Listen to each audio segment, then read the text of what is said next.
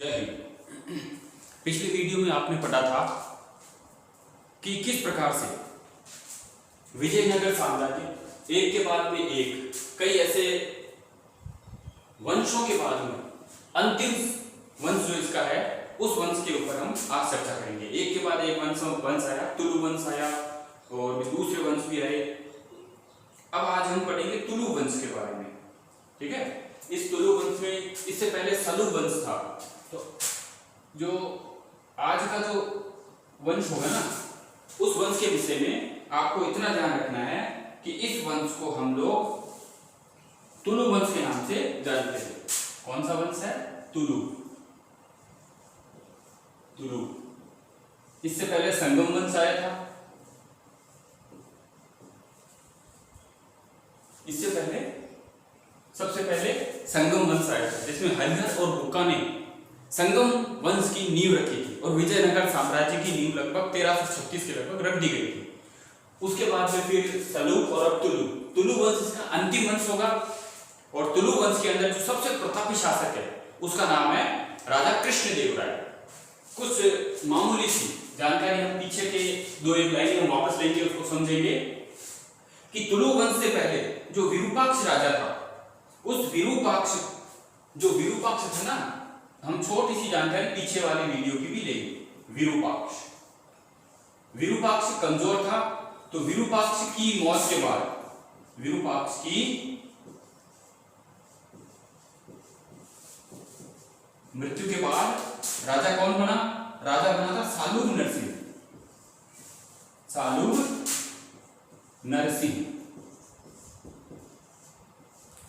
नरसिंह राजा बना, क्योंकि ये इसका संरक्षक था। तो सालूब नरसिंह शासक बना। सालूब नरसिंह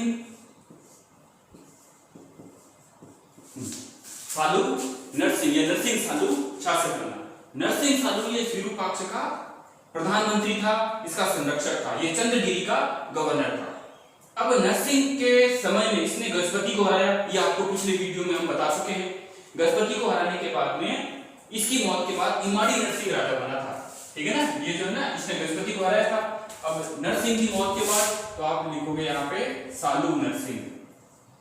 सालूब नरसिंह की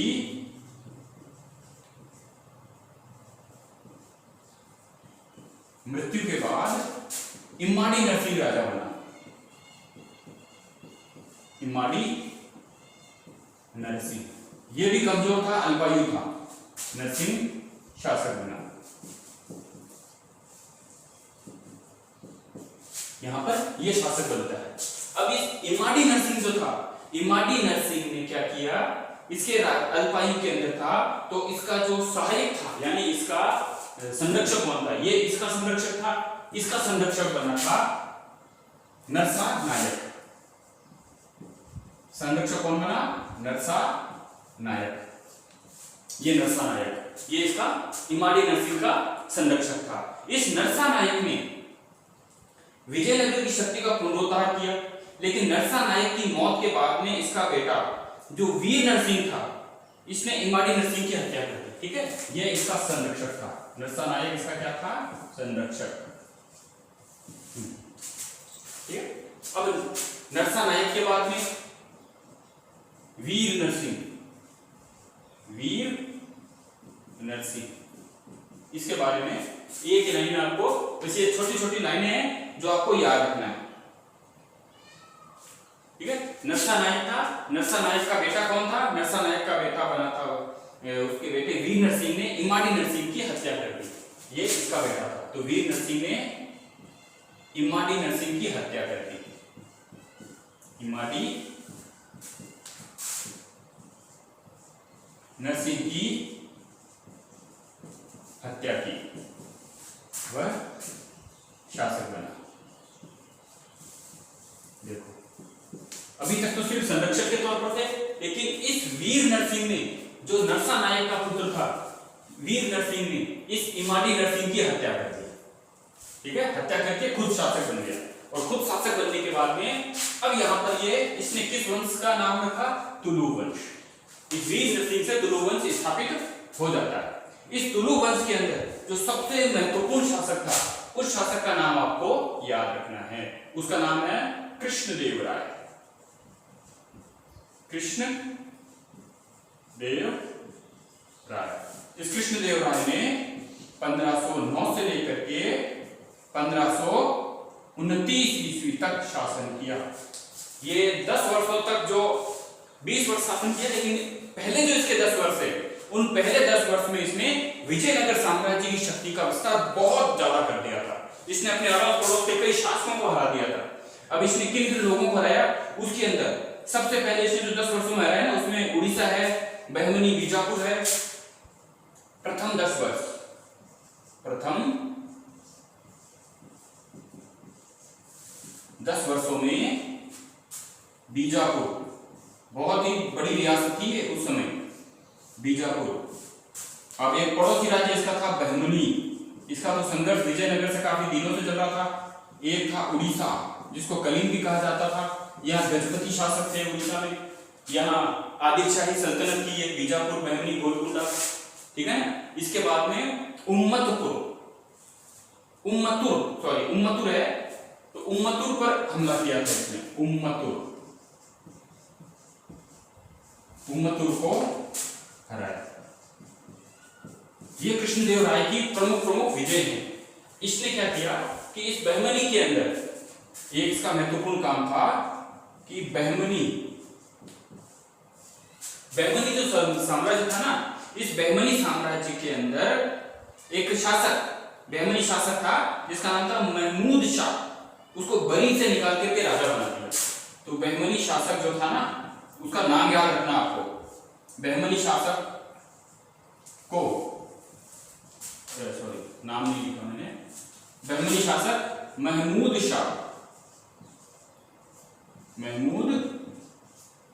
शाह को बरीद से निकालकर, बरीद से स्वतंत्र कर शासक बनाया। और इस शासक बनाया।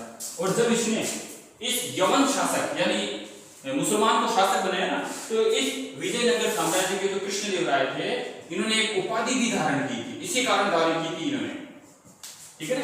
तो वो उपाधि इसी के नाम से होगी। अब उस समय क्या कहा जाता था मुसलमानों को या विधर्मियों को, जो दूसरे धर्म के लोग होते थे ना, उनको कहा जाता था यवन। तो इसने यहाँ पर एक जो कृष्णदेवराय है ना, इस कृष्णदेवराय ने यवन राज्य स्थापनाचार्य की उपाधि धारण की थी। कौन सी? यवन राज स्थापनाचार्य की उपाधि धारण की थी। ये कृष्णदेवराय ने धारण की थी, यवन राज स्थापनाचार्य, ठीक है। अब इसके बाद में हम आगे चलते हैं। यहां तक तो आपने देख लिया। अब इसने पुर्तगालियों से मित्रता की थी। इसकी सबसे बड़ी विशेषता क्या थी? पुर्तगालियों से मित्रता। जो उस समय विदेशी यात्री आते थे, उनसे इसने मित्रता करती। पुर्तगालियों से इसकी मित्रता बहुत प्रसिद्ध हुई थी उस समय, मित्रता की। और इसके समय में पुर्तगाली यात्री भी आया था। एक विदेशी यात्री था, पुर्तगाली यात्री, उसका नाम था डोमिगोस पायस।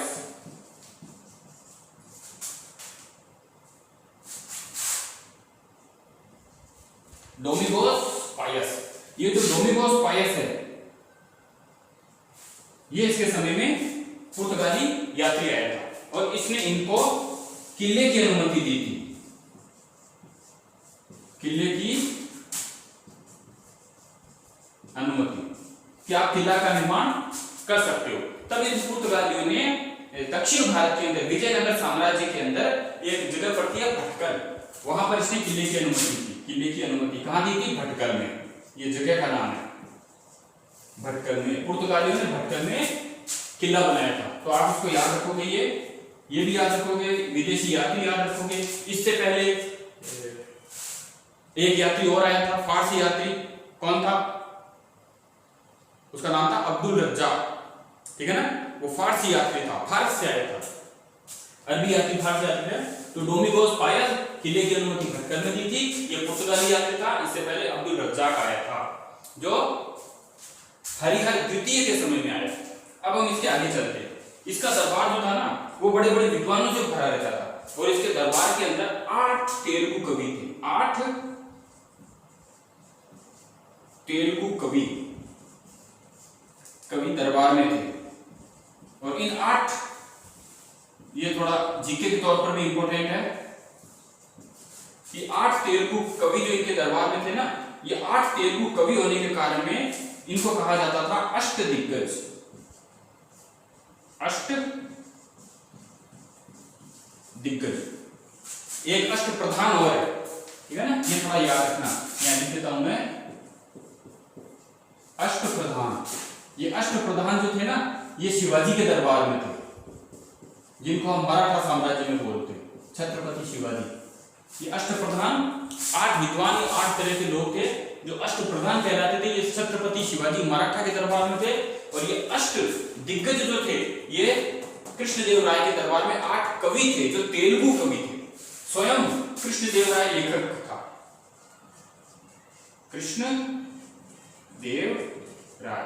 कृष्णदेव राय द्वारा रचित ग्रंथ कौन कौन से हैं? इनकी 2 ग्रंथों की जानकारी हमें मिलती है। तो कृष्णदेव राय ने जिन 2 ग्रंथों की रचना की थी उसमें, ग्रंथों की नहीं है, इन्होंने क्या किया था, एक तो नागलपुर नगर बसाया था और एक हजारा विठल स्वामी मंदिर बनाया था। रचित नहीं लिख करके आप यहां लिखोगे स्थापना। इसने क्या किया, नागलपुर नगर की स्थापना की थी और एक हजारा व विठल स्वामी मंदिर,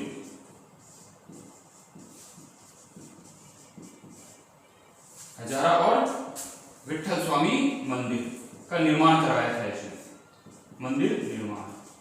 तो ये इसकी उपलब्धियों में गिना जाता है। तो आप यहाँ थोड़ा ध्यान रखोगे, ग्रंथों के बारे में नहीं है। इन्होंने कृष्णदेव राय ने किस नगर की स्थापना की थी, इसने नागलपुर नगर बसाया था, हजारा और विठल स्वामी का मंदिर निर्माण कराया था। हजारा जगह है और विठल स्वामी का मंदिर एक जगह बनाया था। तो 2 जगह मंदिर और एक नगर की इसने स्थापना की थी। इसके बाद में आपको कुछ इसके बारे में ज्यादा लंबा चौड़ा याद नहीं रखना है। अब इसके बाद में इसका भतीजा आता है अच्युत राय, और उसके बाद में अच्युत राय जो था ये भतीजा था। सदाशिव राय शासक बना पर कमजोर था, ठीक है। इसके बाद में कौन आएगा, अच्युत राय, अलग शासक आ गया अच्युत राय, ये कमजोर था। इसके बाद में इसका भतीजा सदाशिव राय, ये भी कमजोर था। ये दोनों ही कमजोर शासक मान लो आप, दोनों ही कमजोर थे। ना तो ये ज्यादा इंपॉर्टेंट है ना ये ज्यादा इंपॉर्टेंट है। कृष्णदेव राय के बाद में शासक आया अच्युत राय के बाद में इसका भतीजा शासक बनता है सदाशिव राय, दोनों कमजोर थे। विजयनगर साम्राज्य में जब सदाशिव राय शासक बनता है तो सदाशिव राय के समय में इसका जो मंत्री था राम राय, इस सदाशिव राय का जो मंत्री था राम राय, यहां मैं थोड़ा मिटा दूंगा। अब हम इससे आगे चलते हैं। सदाशिव राय का एक प्रधानमंत्री था, यहां से हम लेंगे राम राय, ये कौन था, प्रधानमंत्री। किसका प्रधानमंत्री, सदाशिव राय का। तो सदाशिव राय का प्रधानमंत्री था। ये तो कमजोर था लेकिन शासन कौन कर रहा था, राम राय। पूरी की पूरी राम राय की चलती थी। इसने शक्ति का पुनरुद्धार किया। 2 लाइनें इसके बारे में इतनी याद रखो कि इसने बीजापुर, गोलकुंडा,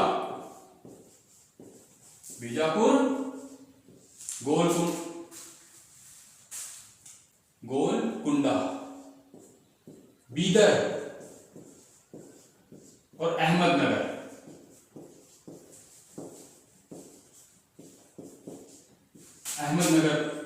को हराया। यहां इसका सबसे बड़ी शक्ति का चरमोत्कर्ष हो गया। ये सारी की सारी जो रियासतें थी, बीजापुर, गोलकुंडा, बीदर, अहमदनगर, एक इसमें और थी बरार। तो ये 5 रियासत थी, इसमें बरार का नाम नहीं है। तो बीजापुर, गोलकुंडा, बीदर, अहमदनगर को इस राम राय ने हराया था।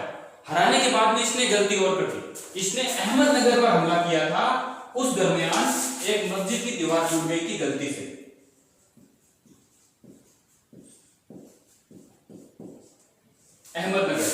अहमदनगर पे हमला किया राम राय ने, वहां आक्रमण दोनों सेनाएं लड़ी तो मस्जिद की दीवार टूट जाती है। इससे ये सारी जो रियासतें हैं ये सारी एक हो जाती है इस्लाम के नाम पर कि हमारी मस्जिद तोड़ दी है, अब हमें इस्लाम के नाम पर एक होना है। और एक होकर के वो सारी रियासतें राम राय के विजयनगर साम्राज्य पे हमला करती है और पूरे विजयनगर साम्राज्य को नष्ट कर देती है। यहाँ विजयनगर साम्राज्य का पतन हो जाता है। तो अहमदनगर की मस्जिद टूटी, मस्जिद की जगह मस्जिद की दीवार टूटी थी, मस्जिद तोड़ी, इससे ये एक हो जाती है थोड़ी, जिससे सारी मुस्लिम रियासतें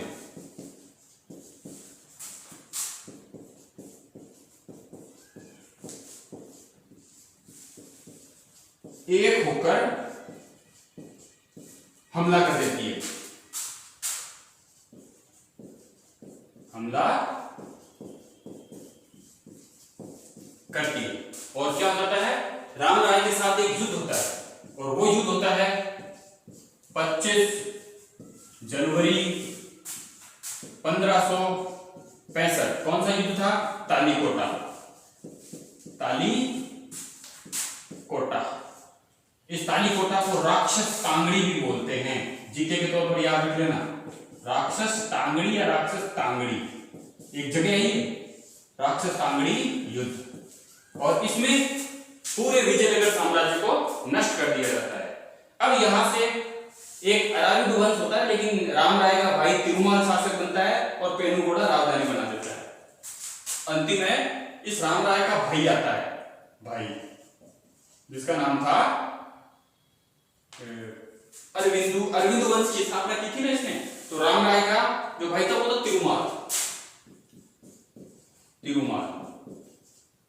तिरुमाल शासक, क्योंकि राम राय मारा जाता है, मार दिया जाता है उसे। तो तिरुमाल ने क्या किया, बस पेनुगोड़ा राजधानी बनाई। अब विजयनगर ना होकर के पेनुगोड़ा राजधानी। और अंतिम रूप में यहां राजधानी बनाने के बाद, क्योंकि यही से विजयनगर साम्राज्य यही खत्म हो जाता है। 25 जनवरी 1565 को तालीकोटा युद्ध में विजयनगर साम्राज्य का पतन हो जाता है। बुरी तरह से नगर को लूटा जाता है, उजाड़ कर दिया जाता है।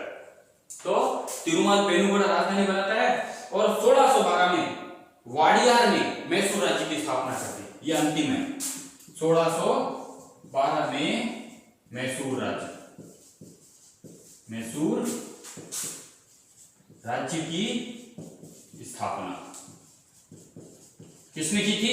तो आप याद रखोगे, वाडियार। ये वाडियार वंश आज भी चल रहा है, वाडियार वंश। और यहीं पर ये पूरा जो विजयनगर साम्राज्य है ये यहां समाप्त हो जाता है। अब सोचना यह है आपके लिए कि जब वीडियो चढ़ा दिए जाते हैं तो कई बच्चे वीडियो देख नहीं रहे, क्योंकि आप जब वीडियो देखते हो ना तो हमें पता चल जाता है कितने बच्चों ने देखे हैं कितने नहीं, क्योंकि इसमें व्यू आता है। और इसके साथ ही एक काम और किया कीजिए, वीडियो देखने के बाद उसको लाइक कर दीजिए, जिससे उसे पता चल जाए कि इतने बच्चों ने वीडियो देखा है। जो चीज आपको समझ में नहीं आ रही है आप वापस प्रश्न कीजिए, वीडियो देखते ही हमें पता चल जाएगा कि उस बच्चे ने ये वीडियो देखा है। क्योंकि मेरा जो वीडियो है वो मेरी ईमेल आईडी से जुड़ा है, और जिस भी मोबाइल पर ये वीडियो ऑन होता है उसका सूचना मेरे पास ईमेल आईडी पर तुरंत आ जाती है कि निम्न व्यक्ति ने ईमेल आईडी पर आपका ये वीडियो देखा है। तो आप ये मत समझिए कि हमें पता नहीं चल रहा है। प्रत्येक अध्यापक को आपकी पूरी जानकारी यहाँ पर रहती है। तो आप ये पूरा काम करेंगे, पीडीएफ फाइल आपको भेज दी जाएगी, वो आपको करके हमें वापस नोट्स के रूप में फोटो खींच के भेजेंगे। धन्यवाद, जय हिंद।